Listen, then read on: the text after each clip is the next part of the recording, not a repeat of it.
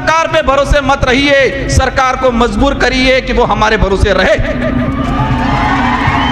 देश की संसद में रात की 1:30 बजे तक बैठता हूं हमारे आदिवासी भाइयों की आवाज उठाने के लिए, तो यहां पर मुझे 5 बजे तक बैठने में कोई दिक्कत नहीं है।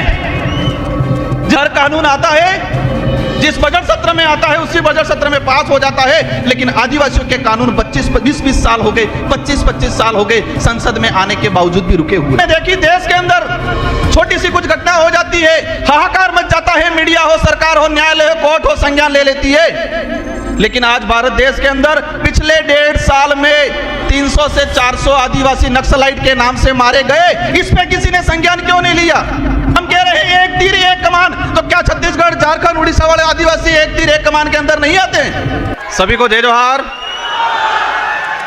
थकान तो नहीं हुई है? पक्का कोई नहीं थका है? बीच में से आवाज आ रही थी कि राजकुमार जी तुम संघर्ष करो, हम तुम्हारे साथ हैं। मैं मेरी बात शुरू करूं, मैं जिस दिन से पैदा हुआ हूं और समझदार हुआ उस दिन से खुद के लिए, परिवार के लिए और कॉलेज राजनीतिक में आने के बाद समाज के लिए संघर्ष करता आ रहा हूं। और जब तक ये सांसें रहेगी, ये संघर्ष जारी रहेगा। और आप जैसे साथियों का विश्वास, आप जैसे साथियों का जो हमारे प्रति आशा उम्मीद है, ये उम्मीदें और आशा विश्वास मुझे और मेरे जैसे साथियों को और ताकतवर बनाने का काम करती है। मैं इस कार्यक्रम को सफल बनाने के लिए कई दिनों से इस पांडाल को, इस जगह को व्यवस्थित बनाने वाले और इस पांडाल में बैठने की व्यवस्था करने वाले वॉलंटियर साथी, गाड़ियों की पार्किंग की व्यवस्था करने वाले वॉलंटियर साथी, इस आयोजन को दिल से सच्ची नीति के साथ सफल बनाने वाले सभी साथियों को धन्यवाद देना चाहूंगा। 33वें आदिवासी सांस्कृतिक महासम्मेलन, इस सम्मेलन में पूरे देश के आदिवासी समुदाय इस हमारे पांडाल में विराजमान है। और सुबह से लगा के अनेक सोपानों के अंदर कार्यक्रम सफल हुए। 1-1:30 बजे हम पहुंचे और तब से अनेक वक्ताओं को सुना, आपने भी सुना, मैंने भी सुना। सबने अच्छी अच्छी बातें की, अधिकतर बातों पे तालियां बजी, अधिकतर बातों पे जयकारे लगे। एक बात कॉमन निकल के आई कि हमें संघर्ष करना है। सभी वक्ताओं की तरफ से जो बात आई उसमें एक कॉमन निकल के आई कि हमें संघर्ष करना है। और यह संघर्ष किस लिए करना है? अपने समाज के हक अधिकारों के लिए करना है, जल जंगल जमीन बचाने के लिए करना है। और फिर बात आई कि संघर्ष कैसे करेंगे? तो एकजुट होंगे तो संघर्ष होगा, ये बात आई। फिर नारे लगे, एक तीर एक कमान, आदिवासी एक समान। हम जिस मंच से, जिस जगह से हम बोलते हैं, हम जहां खड़े हैं, हम जहां बैठे हैं, अगर इस शब्द की यही पालना नहीं होती है तो संगठित नहीं हो सकते। और संगठित नहीं हो सकते तो हम संघर्ष नहीं कर सकते हमारे हक अधिकारों के लिए। साथियों, इस देश के अंदर 2011 की जनगणना के हिसाब से 140 करोड़ के आसपास पॉपुलेशन है। और इसमें आदिवासियों की बात आती है, 10 करोड़ 43 लाख आदिवासी समुदाय जो रिकॉर्डली है। 3 से 4 करोड़ आदिवासी अपने कागजी आदिवासी प्रमाण पत्र लेने के लिए संघर्ष कर रहा है देश में। आज 2026 है और 2026 के हिसाब से अगर बात करें तो भारत देश के अंदर रिकॉर्डली जो आदिवासी है 13 करोड़ के आसपास है। और 5 करोड़ के आसपास संघर्ष कर रहा है। नॉर्थ ईस्ट का देख लो, साउथ का देख लो, हमारे गुजरात का देख लो, महाराष्ट्र का देख लो। और जो 13 करोड़ आदिवासी है, इनमें से अधिकतर संघर्ष कर रहे हैं। मेरे राजनीतिक जीवन में मुझे 2 बार विधायक बनने का अवसर मिला मेरे विधानसभा क्षेत्र की जनता की ओर से। और आप जैसे साथियों की बदौलत मेरे संसदीय क्षेत्र बांसवाड़ा डूंगरपुर की जनता की वजह से मुझे सांसद बन के अवसर मिला। मैं बैठे बैठे विचार कर रहा था कुमार जी आपका नंबर कब आ रहा है। मैं मन ही मन हंस रहा था कि देश की संसद में रात की 1:30 बजे तक बैठता हूं तो हमारे आदिवासी भाइयों की आवाज उठाने के लिए, तो यहां पर मुझे 5 बजे तक बैठने में कोई दिक्कत नहीं है। जिस देश की संसद में भूखे प्यासे रात की 1:30 बजे तक बैठा हूं आदिवासियों की आवाज बनने के लिए, तो मुझे यहां पर रात की 6 बजे 7 बजे 8 बजे तक बैठने में कोई दिक्कत नहीं है। मन ही मन हंस रहा था। साथियों, संघर्ष करना है तो संघर्ष करना है तो पेशेंस रखना है हम सबको। मैं बात कर रहा था 13 करोड़ के आसपास आदिवासी है इस देश के अंदर रिकॉर्डली। पूर्व में पैसा कानून को लेके, 5वीं अनुसूची को लेके, फॉरेस्ट राइट एक्टों को लेके बात हुई, तो 13 करोड़ में से अधिकतर आदिवासी समुदाय संघर्ष कर रहा है। कोई आरक्षण के लिए कर रहा है, कोई अपना घर बचाने के लिए कर रहा है, कोई अपनी पहचान को जिंदा रखने के लिए कर रहा है, कोई जल जंगल जमीन के लिए कर रहा है। फॉरेस्ट राइट एक्ट की पूर्व वक्ताओं ने बात की, भारत देश के अंदर 25 लाख वन अधिकार अधिनियम के दावे प्रक्रियाधीन पेंडिंग पड़े हुए हैं। 25 लाख। एक परिवार में 5 सदस्य भी अगर मान लेते हैं तो 1 करोड़ 25-30 लाख के आसपास जनसंख्या हुई। मतलब यह हुआ पहला संघर्ष कि वन विभाग के अंदर रहने वाला भारत देश का आदिवासी 1 करोड़ 30 लाख के आसपास, जो सरकारी रिकॉर्ड है, मेरा रिकॉर्ड नहीं है, जो फॉरेस्ट राइट एक्ट के तहत दावे प्रक्रियाधीन चल रहे हैं, 1 करोड़ 30 लाख आदिवासी वन विभाग में बैठा हुआ संघर्ष कर रहा है और कागज में नहीं आया है, रिकॉर्ड में वो 1 करोड़ और होगा।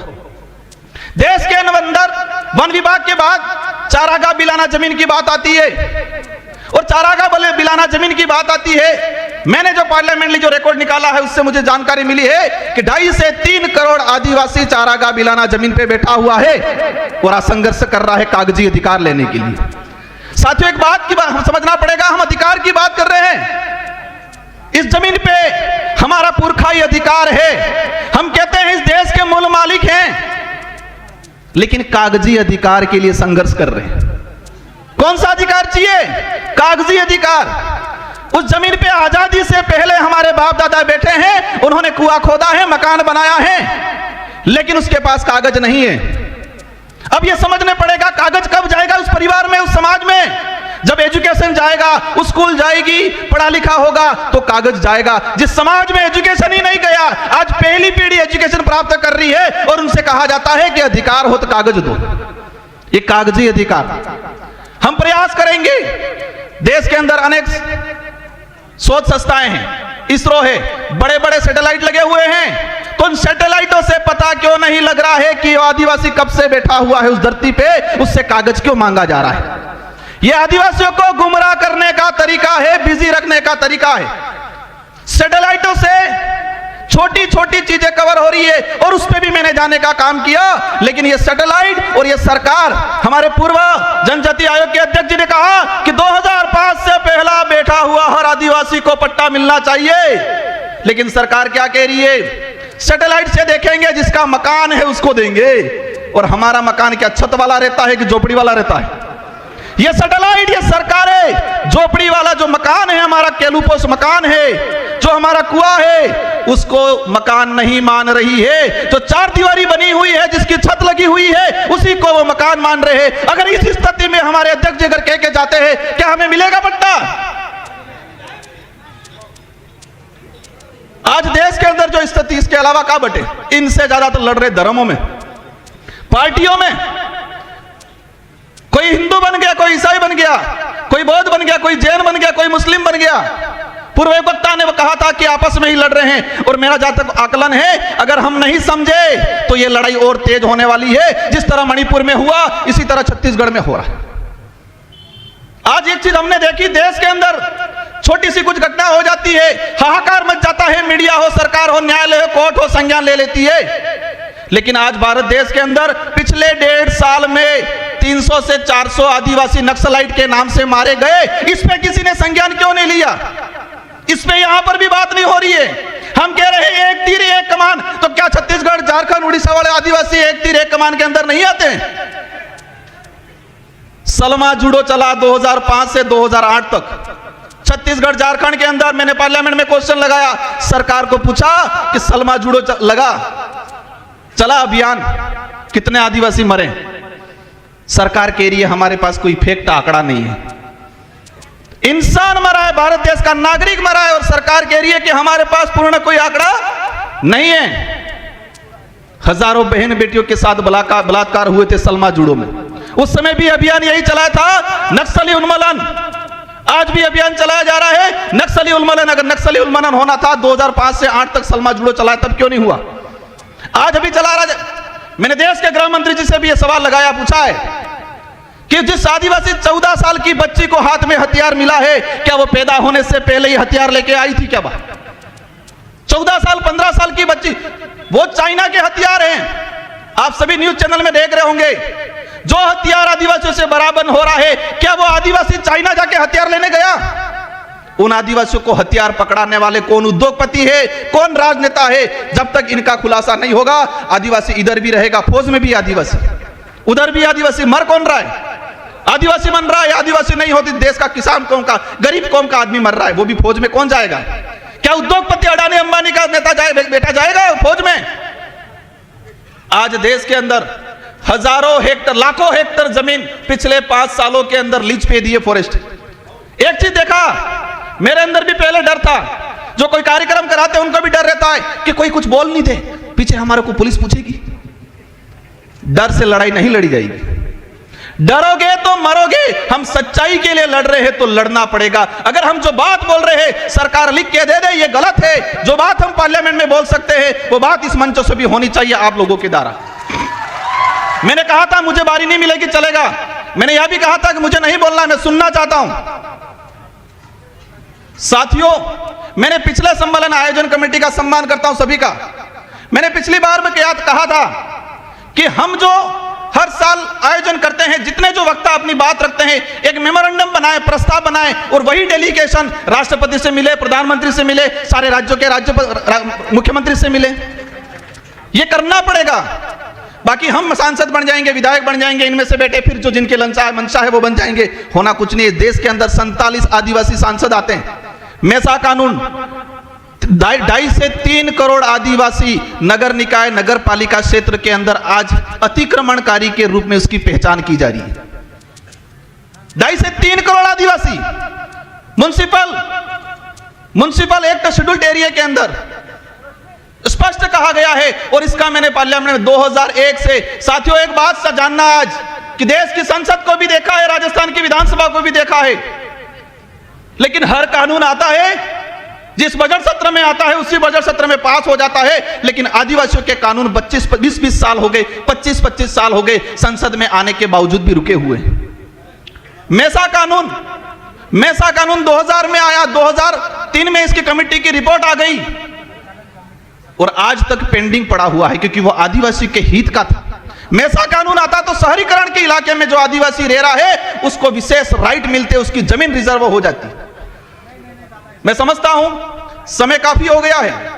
इस कार्यक्रम में हजारों किलोमीटर से दूर से आए लोग, कोई 300-400 किलोमीटर से दूर से आए, कोई अमीर परिवार वाला नहीं आए इस पंडाल में, सभी गरीब परिवार से आए हुए लोग हैं। क्योंकि अमीर तो आरक्षण ले लिया, नेता बन के अधिकारी बन गया, अपनी मस्ती में आधुनिक सुख सुविधाओं को संभोग करने में मस्त है।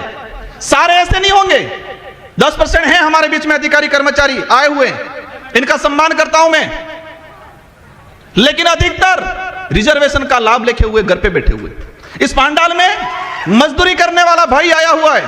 और ये बात भी समझना भाइयों, आजादी की लड़ाई देख लो, अंग्रेजों से लड़े हो, मुगलों से लड़े हो, राजा रजवाड़ों से लड़े हो, उनसे लड़ाई किसने लड़ी है?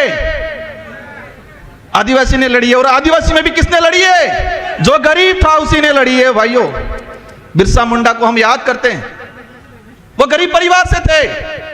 संविधान सभा में जयपाल सिंह मुंडा ने बात रखी थी। और एक बात सबको जानना पड़ेगा कि संविधान सभा में अगर जयपाल सिंह मुंडा नहीं होते, 1875 का जो अधिनियम है, जो हमारे प्रावधान थे, जो 1950 के संविधान के अंदर सम्मिलित नहीं होते, वो जयपाल सिंह मुंडा को आज हम भूलते जा रहे हैं। साथियों, बातें अनेक हैं, लेकिन मेरी 2 से 3 बातें आपसे अपील है। अधिकतर सरकार पे भरोसे मत रहिए, सरकार को मजबूर करिए कि वो हमारे भरोसे रहे। उल्टा करना है। हम सरकार के भरोसे नहीं, सरकार समय आने पर लोकतांत्रिक जो व्यवस्था है उस दौरान हमारे भरोसे बैठे ये तय करना है, वो कैसे करना है आप समझ जाओ। और एक चीज देखी मैंने, 13 करोड़ के आसपास आदिवासी है, इसमें से 29 राज्य हैं और 29 राज्य में सबसे ज्यादा आदिवासियों की संख्या किस राज्य में है? सबसे ज्यादा आदिवासी संगठन किस राज्य में है? सबसे ज्यादा आदिवासी ST reserve MLA seat MP seat किस राज्य में है? सबसे ज्यादा अत्याचार भेदभाव एट्रोसिटी जल जंगल जमीन से उजाड़ा किस राज्य में हो रहा है? मैंने कुछ नहीं बोला है, आधों ने बोला है, आधे चुप है, कंफ्यूज है, वो आप सवाल ढूंढते रहना। और सबसे ज्यादा आदिवासी संगठन किस राज्य में बने हुए हैं? इस देश में एक ट्रेड चल रहा है अभी, उस ट्रेड को भी समझना है। ट्रेड ये चल रहा है कि कोई सामाजिक घटना होती है, सामाजिक आंदोलन होता है और वहां थोड़ा पढ़ा लिखा आदमी जाके तेज तर्रार भाषण दे देता है। अब भाषण दे देता है तो सबकी निगाहें उस व्यक्ति की तरफ होती है, तो वो लीडर बनता है। और जो लीडर बनता है तो मनुवादी सोच के बनी हुई पार्टियां उसका शिकार करती है। क्या करती है? शिकार करती है। पहले भावतोल करती है और भावतोल में नहीं जमता है तो वो शिकार करती है। ये हो रहा है, मैं किस राज्य में, किस देश में, किस समाज में हो रहा नहीं, लेकिन यही ट्रेंड चल रहा है कि कहीं सामाजिक एक्टिविटीज हुआ, कहीं एट्रोसिटी हुआ, कहीं जल जंगल जमीन की बात हुई, 50-100-500 लोग इकट्ठे हुए, 1-2 नेता जाएंगे, वह भाषण देंगे जोरदार, उनकी वैल्यू बढ़ेगी और राष्ट्रीय पार्टियां बनी बनाई लीडर को खरीदने का काम करती है। अगर वो नहीं खरीदा जाएगा तो वो जेल की सलाखों के पीछे होगा। अब आपको तय करना है, ये बड़ी विडंबना है। कहोगे राजकुमार रोज तो कह रहा ऐसा करना भी है और फिर कह रहे कि ऐसा नहीं भी करना है। ये कंफ्यूजन है, ये बड़ी विडंबना है कि हमें सही व्यक्ति को, सही विचारधारा को कैसे चॉइस करना, ये आप पे छोड़ के जाना चाह रहा हूं। हमें विवेकशील बनना है, सोचने समझने की शक्ति डेवलप करनी है। यह बात जरूर है कि आदिवासी समुदाय बोला है, लेकिन इस समुदाय को कुछ लोग उस बोलेपन का फायदा उठाते हैं। और अंतिम में एक बात कहना चाहूंगा कि मेरे लिए तब सुनोगे आप, मेरा साथ तब दोगे, मैं सही नीति पे चलूंगा, सही बात के लिए लड़ूंगा, मेरी कथनी और करनी में अंतर आएगा, उस दिन राजकुमार रोध की भी नहीं सुनी जाएगी। देश के अनेक संगठन हैं, आदिवासी एकता परिषद पे पूरे देश के आदिवासियों की निगाहें हैं। इस पांडाल में लाखों लोग हैं, लेकिन करोड़ों लोग यूट्यूब के माध्यम से घर बैठे हुए आदिवासी एकता परिषद के कार्यक्रम को आज देख रहे हैं। वो हमारा अध्ययन कर रहे हैं। मेरा अनुरोध है, इस छवि को बरकरार रखना, यह कारवां बढ़ना चाहिए।